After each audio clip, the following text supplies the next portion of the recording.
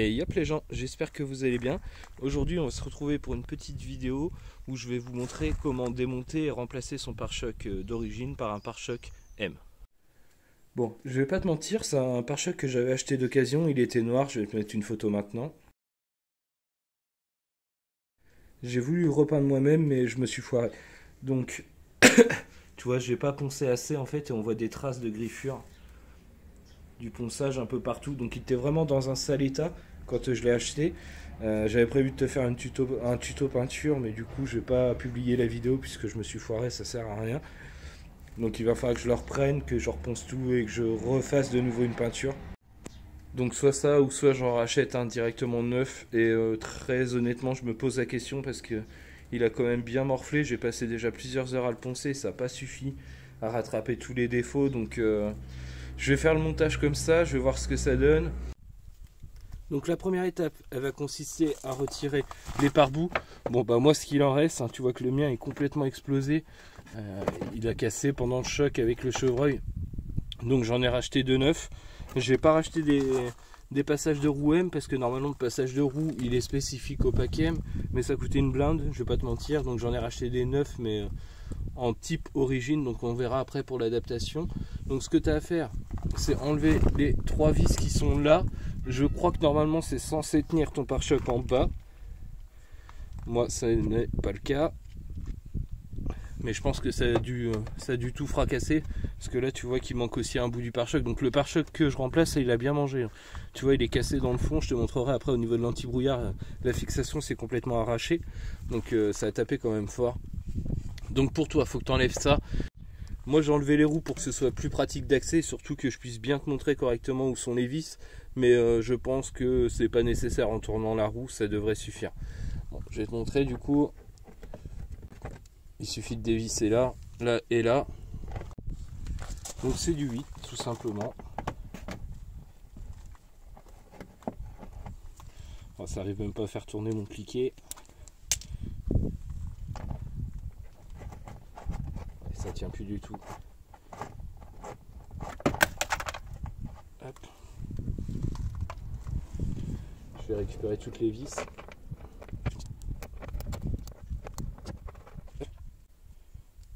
Donc là je te montre, en fait tu vois c'est maintenu par des agrafes comme ça. Je sais pas si tu te rappelles mais j'ai utilisé exactement le même genre d'agrafe sur ma lame arrière type M3 sur le 36. Et là bah, du coup il doit m'en manquer un, c'est pour ça que ça tournait dans le vide là-bas. Mais ça s'achète en magasin auto, genre Neuroto, Feu Vert, ils ont tous ça.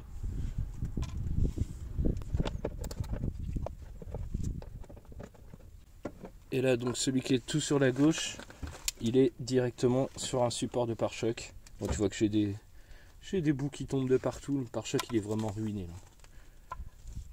Voilà. Une fois que tu as enlevé tout ça, tu vas faire pareil de l'autre côté. Donc je vais pas trop filmer l'opération, ça n'a pas grand intérêt. On se retrouve après. Ensuite, c'est ici que ça va se passer. Donc là, il va falloir que tu viennes enlever le petit cache qui est là. Donc pour enlever le petit cache qui est là, en fait, c'est pas très compliqué. Tu as juste deux agrafes, tu vois, avec le pion au milieu. Hop, une là, une là. On enlève ça et on se reprend après. Alors là, on va passer le petit outil comme ça pour retirer le clou. Je vois que de l'autre côté, il y est déjà plus. Hop, tu le passes entre deux et tu fais sortir ton petit clou comme ça. Et ensuite, tu retires ton agrafe. Bon bah là, j'ai plus de clou dans celui-là. Ah, je dois en avoir un, mais il doit être cassé en fait.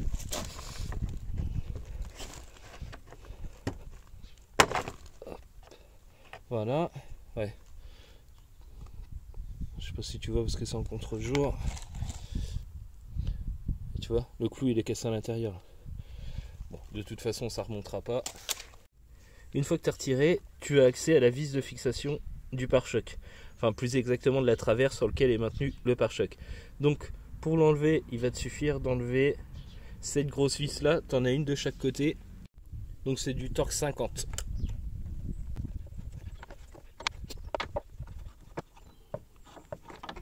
Hop, et voilà.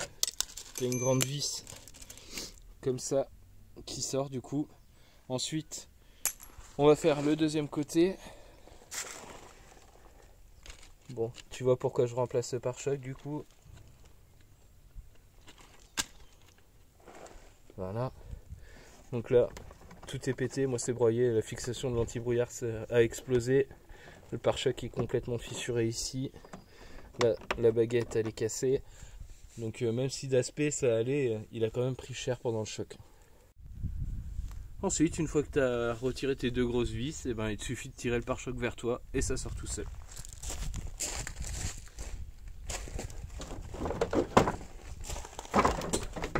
Hop, voilà. J'aurais dû débrancher l'anti-brouillard avant, ça aurait été mieux. Ça tire un peu dessus là. Hop, et voilà.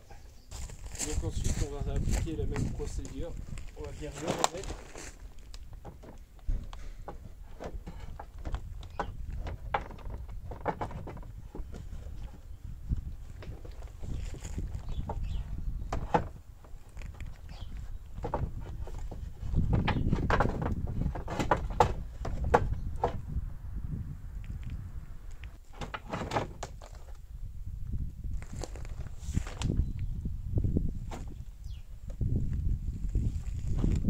Donc faut vraiment bien le mettre à l'horizontale, sinon il s'enfonce pas. Donc là c'est un petit peu plus dur, c'est le côté où j'ai tapé, je pense que le tampon anti-choc a un petit peu vrillé. Normalement le pare-choc vient s'aligner là pile poil, et là tu vois, il faut que je le retienne comme ça. Sachant que quand j'ai acheté le pare-choc, il y avait une vis quelque part par là. Donc je pense que le gars avait pas réussi, le truc était tordu, et en gros, bah, il avait mis une vis pour que ça tienne, donc là ça fait dégueulasse. Tu vois en comparaison, ça vient comme ça de l'autre côté, donc l'alignement est pas ouf. Il y a un petit écart, mais bon, ça tombe quand même beaucoup mieux que de l'autre côté.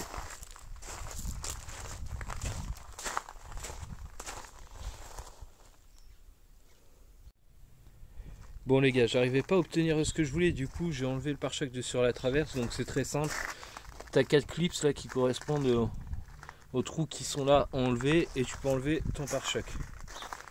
Alors en fait j'ai compris pourquoi il s'alignait pas. Tu vois là, tu as une espèce de patte que de l'autre côté je n'ai pas. Et en fait ça vient coulisser sur cette partie là dans ta voiture. Donc je sais pas, quand il livre, je pense que en neuf, je pense que cette petite pièce n'est pas là, donc je vais voir si je peux la récupérer sur mon ancien pare-choc. Bon, visiblement on peut récupérer, il faut déclipser la baguette qui est là.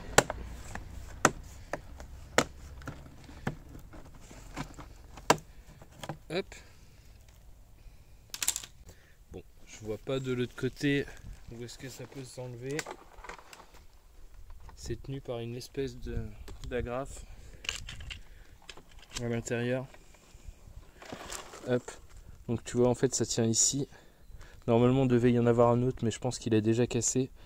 Là je vois pas comment le retirer, donc je vais forcer un peu. Voilà. Et là je vais voir si on peut le réadapter de l'autre côté. Enfin du moins sur l'autre pare-choc.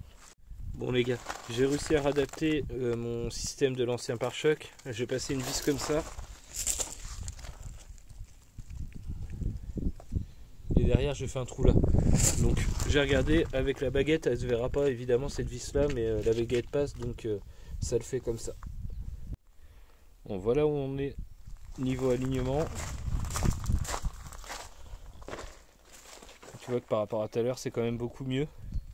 Ce sera pas parfait, mais de toute façon je pense qu'avec ce genre de pièce adaptable tu ne peux pas avoir de résultat parfait. Donc là moi j'ai choisi de remplacer les clips qui étaient là par des vis, comme ça je les ai serrés un petit peu et ça me permet de bouger le pare-choc de gauche à droite pour mon alignement. Je viens tout juste de recevoir les pièces de chez Autoduck là pour les pare-boues. Je sais pas quoi dire, tu sais le site où tout le monde te fait de la pub, là tous les gros youtubeurs auto mécaniques pour toucher 4000 balles te font de la pub, regarde-moi le carnage. Donc ce que tu vois là c'est bien arrivé comme ça, hein. C'est tout piqueté, c'est dégueulasse. Les découpes, je t'en parle même pas, regarde-moi ça. Tu vois, tout est défoncé. C'est bien pour BMW E39. Donc je sais pas si tu arrives à le lire à la caméra. Regarde quand je pose sur la voiture ce que ça donne.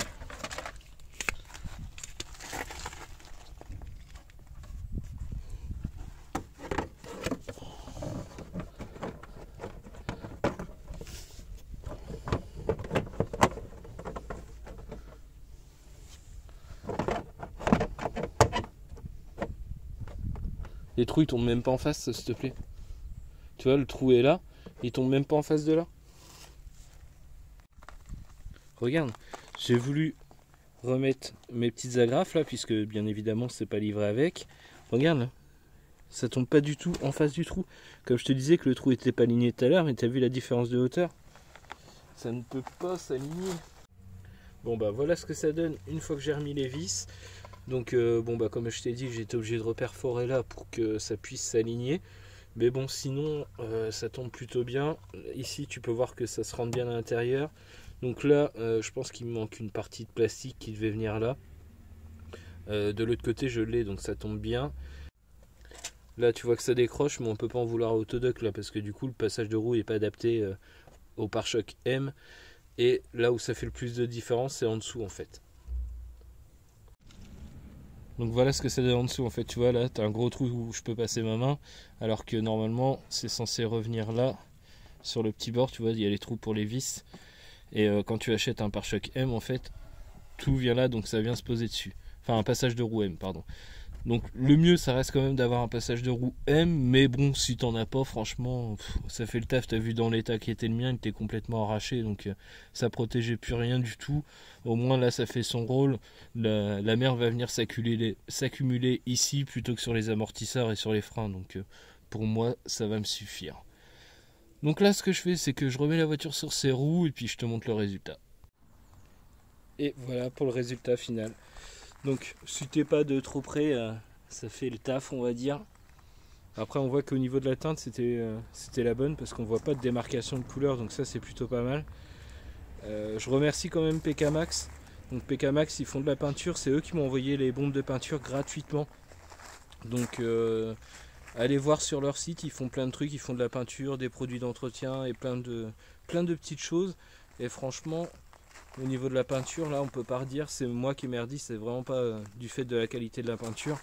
Puisque là, je sais pas comment ça va rendre à la caméra, mais franchement, moi je vois pas de différence de couleur en vrai ou sur mon téléphone. Pour moi, la teinte est parfaite. Encore une fois, là, du coup, si la peinture est moyenne, c'est entièrement de ma faute, hein. C'est moi qui ai pas fait le taf. Tant pis pour moi. Je pense quand même qu'il faut deux bombes de peinture. Deux bombes d'après, deux bombes de peinture et deux bombes de vernis pour avoir un résultat vraiment correct, parce que une c'est trop court. Et pour le résultat, bah honnêtement moi je kiffe. Tu vois à côté de la E36 ce que ça donne. Ça la rend encore plus jolie que ce qu'elle était. Franchement, moi j'aime bien le résultat. Dis-moi ce que toi t'en penses en commentaire. Donc je te fais juste avant comme ça, puisque je veux pas te spoiler les jantes. Et ouais je sais, j'avais dit que ça arrivait, mais j'aurai encore 2-3 modifs à faire avant de passer à la révélation finale. Comme d'habitude, si la vidéo t'a plu, n'hésite pas à lâcher un petit like, un petit commentaire, et puis surtout à t'abonner si tu veux voir la suite. Dans le prochain épisode, je ferai un déchromage sur la E39 pour virer les dernières touches de chrome. Et là, on sera plus qu'en noir-gris, enfin gris-noir même plus exactement. Et je pense que le résultat va être plutôt pas mal. Donc n'hésite pas à t'abonner si tu veux voir la suite. Et puis je te dis à bientôt pour une prochaine vidéo. Ciao.